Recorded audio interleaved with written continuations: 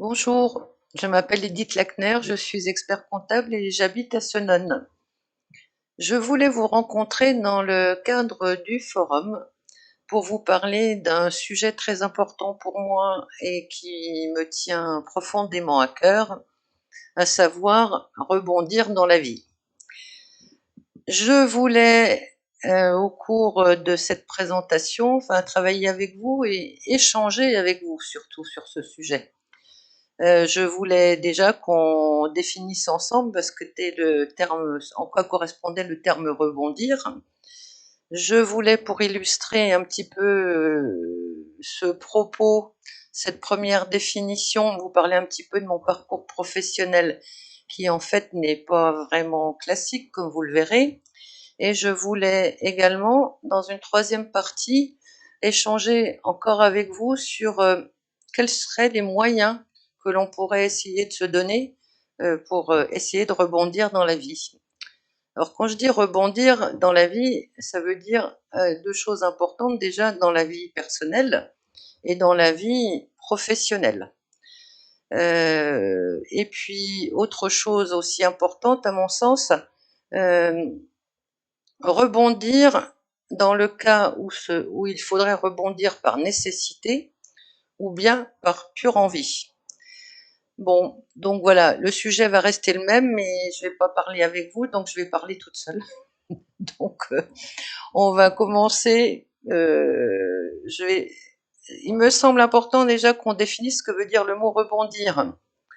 Alors rebondir, bah écoutez, on prend l'image d'un ballon, le ballon qui rebondit, ça parle à tout le monde. Et par contre, ça veut dire qu'à un moment dans sa vie, on peut être amené, ou parce qu'on le souhaite, ou parce que c'est nécessaire, à changer de voie. Donc, trouver un autre chemin, trouver un autre métier, trouver un autre endroit de travail. Donc, c'est important, comment dire, de pouvoir le faire. C'est repartir, prendre un nouvel élan, un nouveau chemin, qui peut être d'ailleurs imprévu, et c'est retrouver une situation favorable après une période difficile. Parce que je voudrais vous parler un petit peu de mon parcours personnel qui est un petit peu tortueux. Donc je vais donc prendre mes notes. Euh, je vais commencer par la chose suivante. Je suis née à Saint-Dié dans les Vosges en 57. Donc j'ai grandi à Senones dans une famille modeste. Mon père était agent EDF et ma maman ne travaillait pas.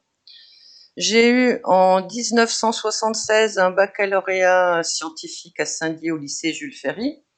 Et en fait, après le bac, ce que je souhaitais réellement faire, donc, c'était intégrer les beaux-arts. À cette époque-là, ça n'a pas été facile. Donc, je me suis mise à essayer de vouloir travailler dans la vallée.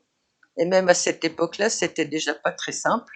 Donc, je m'interrogeais beaucoup sur mon avenir.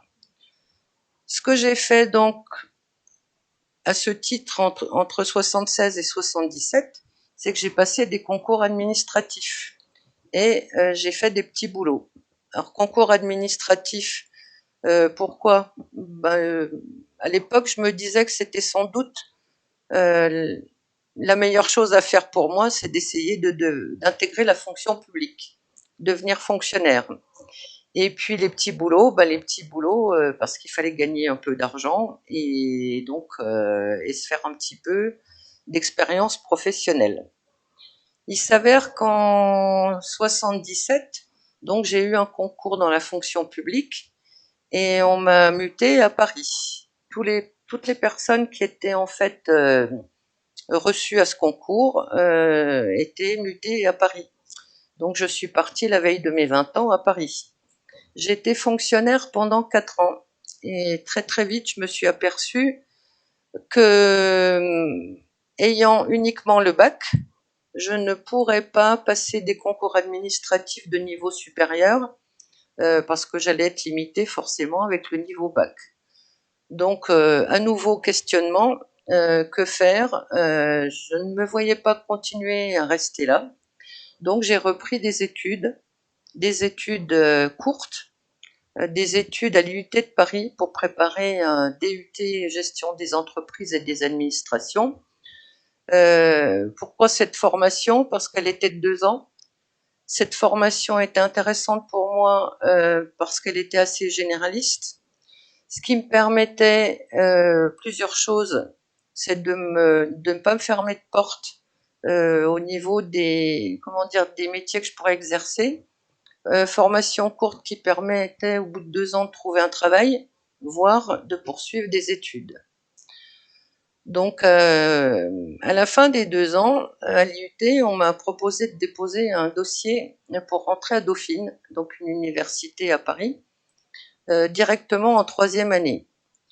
Comme en fait, on prenait très peu de gens en 3e année directement, il n'était pas du tout certain que je sois acceptée en 3e année.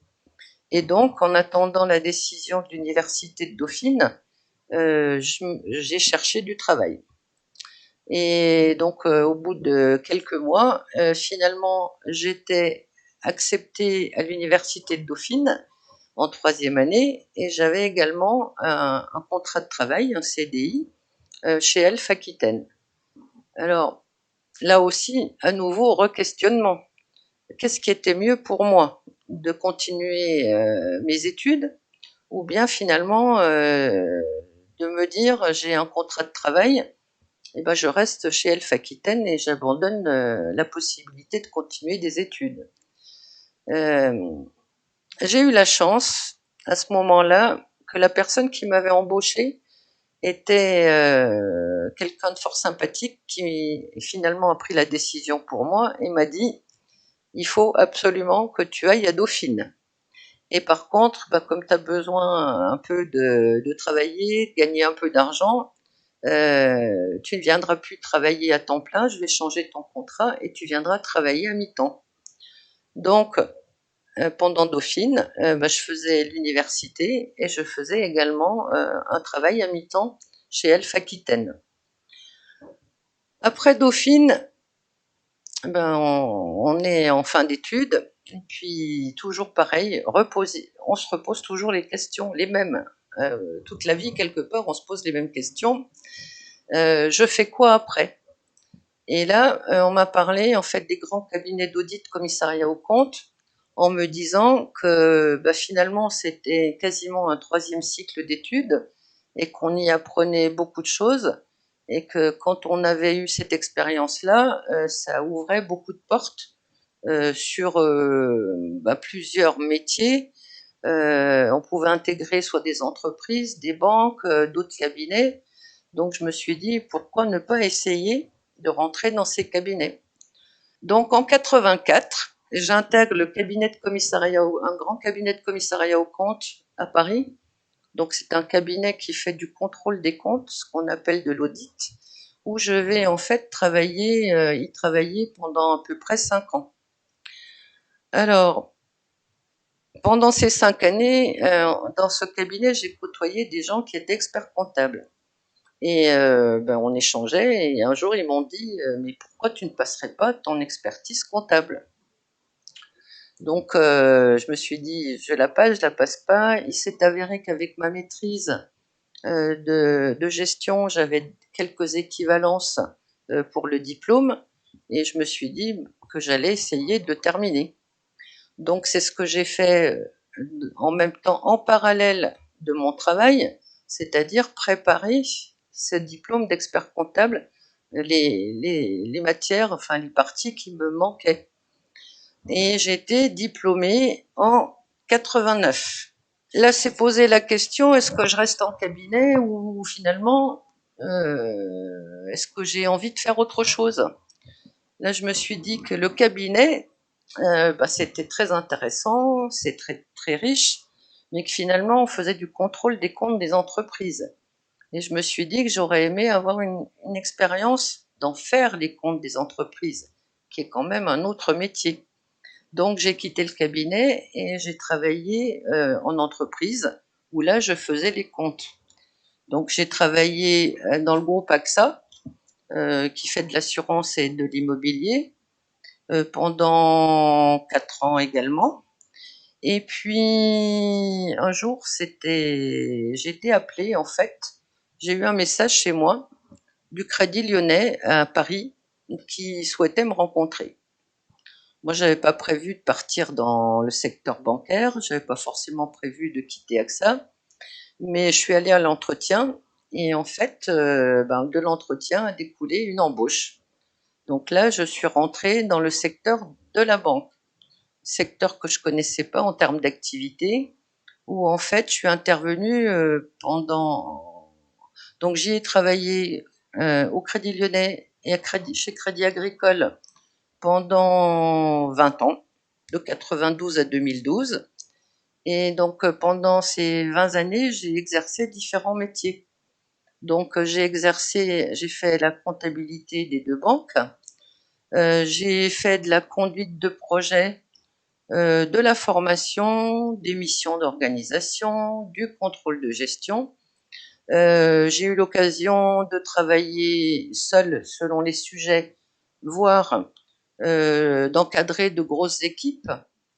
Donc j'ai eu beaucoup d'expérience pendant ces 20 ans. Et puis à un moment, pour raison personnelle et par envie, j'ai décidé de prendre un temps partiel pour développer ma propre activité, mes propres projets. Donc c'est-à-dire me mettre à mon compte. Donc là, j'ai fait des choses qui m'amusaient beaucoup. Donc tout en continuant à travailler à mi-temps, j'ai vendu des objets d'art et de décoration. J'ai créé une société pour faire de la formation et du conseil pour les dirigeants d'entreprise ou les créateurs d'entreprise. Et je ne sais pas si ça va vous parler, mais je suis devenue commissaire enquêteur. Donc j'ai fait des enquêtes publiques dans le domaine de l'urbanisme, toujours en région parisienne. Donc suite à un problème personnel et j'avais plus trop envie de rester sur Paris. Donc j'ai démissionné de la banque et je suis revenue m'installer sur Sonol en 2015. Donc depuis 2015, je continue à faire des formations, je continue à faire des enquêtes publiques. Et j'ai ouvert en 2020 deux gîtes, donc sur Sonone. Et depuis 2 ans, je suis en retraite. Mais c'est une retraite bien occupée, comme vous pouvez l'imaginer. Voilà, rapidement un petit peu mon parcours. Ce que j'aimerais maintenant, c'est aborder avec vous le troisième volet de l'exposé. Comment pourrait-on faire, que faut-il faire ou essayer de faire, en fait, pour pouvoir se donner la possibilité de rebondir? La première chose, à mon sens, c'est essayer de se connaître, savoir un petit peu qui on est et puis de repérer ce qu'on appelle ses talents, c'est-à-dire savoir ce que l'on aime faire, savoir ce que l'on sait faire et ce qui nous donne du plaisir, pour identifier en fait les différents types de métiers qui pourraient nous convenir le mieux. Parce qu'on m'a dit un jour, travailler 12 heures dans quelque chose que l'on aime, on ne se rend même pas compte qu'on travaille. Par contre, travailler 12 heures dans quelque chose qu'on n'aime pas, c'est assez terrible. Alors, il me semble également que pour pouvoir rebondir, il faut se poser régulièrement des questions, se remettre en question, réfléchir. Est-ce qu'on est bien dans ce qu'on fait? Est-ce qu'on a envie de faire ça? Et comment est-ce qu'on pourrait changer? Alors, il faut se renseigner, il faut rencontrer des gens, il faut se faire aider, il faut collecter de l'information, il faut essayer de comprendre le monde du travail, notamment ce qu'attend un patron de ses employés. Toutes ces choses-là me semblent nécessaires et donc pour analyser ce qui se passe et les conséquences pour pouvoir réagir. Je dirais aussi, à mon sens, qu'il ne faut rien éliminer au départ. Il faut oser, il faut refuser les préjugés, comme par exemple dire que ce métier est un métier d'homme ou un métier de femme. Un autre point qui me paraît important, c'est réfléchir sur le choix de sa formation à venir. Alors, la formation qu'on va suivre, je pense qu'elle devrait nous permettre de travailler dans différents types de structures. Donc, si vous choisissez une formation, posez-vous la question, est-ce que je pourrais intégrer différents types de structures, une grande entreprise, une petite entreprise, une moyenne, ou est-ce que ça va vous permettre également de vous mettre à votre compte si vous avez envie de le faire? Toujours dans le choix de la formation, est-ce que cette formation débouche sur un métier, je dirais, d'avenir ou un métier pérenne, c'est-à-dire un métier dont on aura toujours besoin? Par exemple, pour illustrer mon propos, il y a des nouveaux métiers qui existent et puis d'autres qui en fait ont déjà disparu ou vont disparaître. Je prends par exemple l'exemple devenir photographe.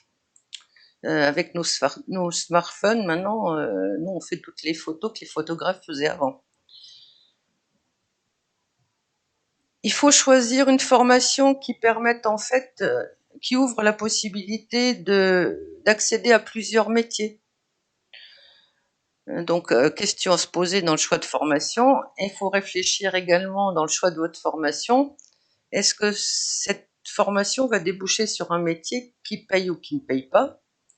Alors là aussi, attention aux préjugés comme métier d'homme, métier de femme. C'est pas parce qu'on a un diplôme forcément qu'on aura un niveau de salaire très intéressant. En illustration, je pourrais dire avoir aujourd'hui une licence de lettres et être plombier, je pense que le plombier gagnera plus sa vie que celui qui a la licence de lettres. Alors ensuite, et j'en aurai bientôt terminé, toujours pour se donner les moyens de rebondir, je pense qu'il faut être curieux et ouvert d'esprit. Je pense qu'il faut être travailleur. Et puis aussi, surtout, adaptable et mobile.